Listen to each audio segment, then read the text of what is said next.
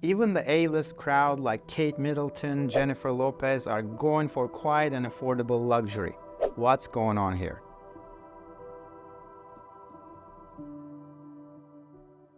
I have been getting a ton of requests to do a review for Aspinal of London. Last week, I was in London for a leather exhibition. It was a super quick 12-hour trip, but I visited their flagship store on Regent Street, which was beautiful. I love the luxury British vibe in their store design. I checked the most of their leather bags and designs. The staff was incredibly kind and helpful. They let me shoot some footage after I told them as I was here to do a review upon repeating requests from my audience. I've seen a good selection of leathers. Some are very natural, Napa kind finishes that I bought, some with more protection and some even with exotic prints, which is not to my taste. But looks pretty cool for fashion customers on some of their popular designs like Mayfair bag. This design in particular looks stunning in the croc print.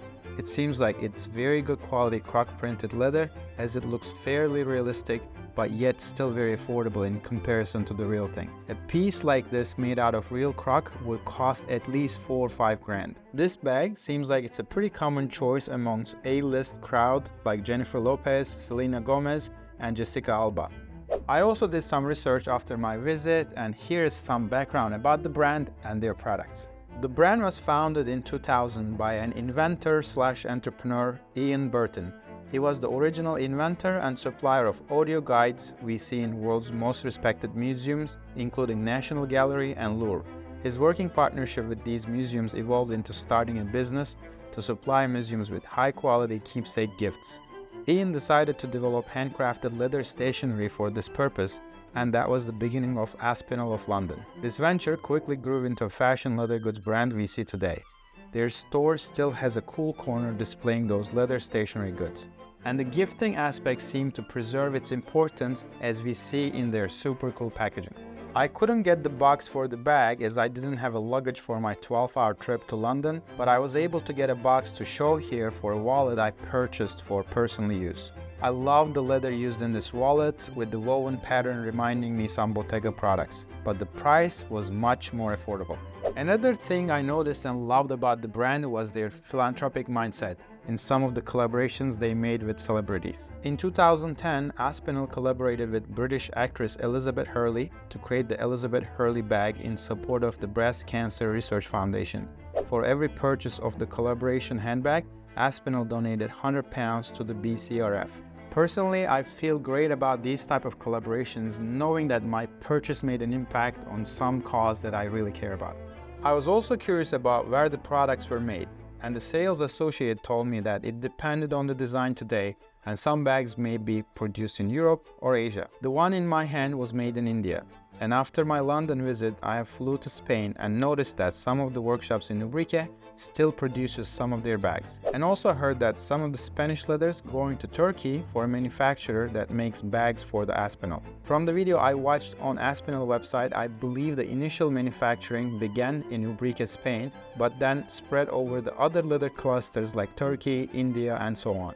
And that's absolutely fine because I know no matter where you go, you can achieve a certain level of quality as long as you work with the right people, understanding your quality mindset. We have seen many examples of that in my previous reviews as great bags came from China, India, Turkey, Italy, and Spain. But also some disappointing products carried the Made in Italy and France labels. So in the end, Made in X label doesn't guarantee a perfect product. It just signals a higher chance of a product being good or bad depending on the country and its economical conditions. With this much background being enough, let's move into the dissection and see what's behind the curtain.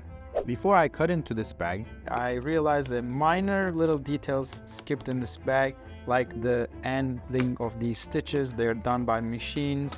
A more proper way of doing it is saddle looping the end of the stitches. It looks cleaner and it's a little bit more stronger for the durability of the craft.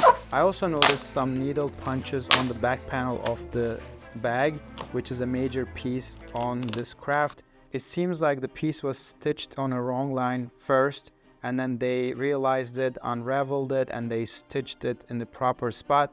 But I can still see the holes, the needle punch in the first stitching. In a normal workshop, we would have changed this entire piece because we cannot recover those needle punches.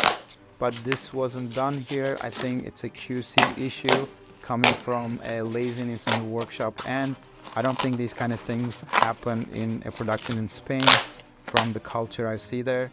But India, I think there is a little bit more oversight required for these kind of things not to pass the QC checks. Although there are not many hardware on this bag, the selection, the quality is not bad. It's above average at this price point, so nothing to complain about on the hardware side. I like the inner lining fabric selection here, but the internal support materials are not exactly the same level of high-end luxury bags I dissect coming from Europe. These are more budget-friendly options that we can use as support in the makings of the bag. As we applied acetone to remove finish on this leather, we confirmed that it's a super minimal, very natural finish on a beautiful calf skin. I absolutely love the leather choice. Although it's being a delicate leather, it will scratch and get dirty if you start pouring things on. If you see the acetone going in right away, it also tells us there is not much blockage on the leather. It's still a porous material, so it might get dirty. Be careful. I think 8 square foot of this beautiful calf skin will be enough to make a bag of this size. $50 would be my leather estimate, and putting together a craft of this complexity in India should be about $60. So my total estimate is $110 to make a bag like this in leather, labor, and hardware. I paid $525 for this bag, given my estimate of $110. It's not an exaggerated multiplier, it's 4.5. If this bag didn't have those little minor quality issues that we spotted, I would be more than happy to qualify this as a great deal. Perhaps that was the case when they made the bags in Spain, because I don't think these things will fly in that mindset. But brand seems like they're trying to find more economical ways to make these bags without suffering the quality. It seems like there's a little bit more work to be done in the quality assurance side, but hopefully they will be successful. Otherwise, it's a beautiful bag.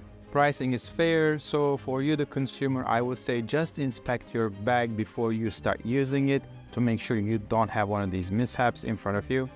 As we've seen in this particular example, when brands start to make production in multiple countries, QC becomes extremely important. Hopefully brands do a better job on ensuring the quality is consistent when operating in multiple cultures and helping their customers get a very consistent quality experience. I hope you found this review helpful, at least entertaining. As always, until next time, stay leather-tained.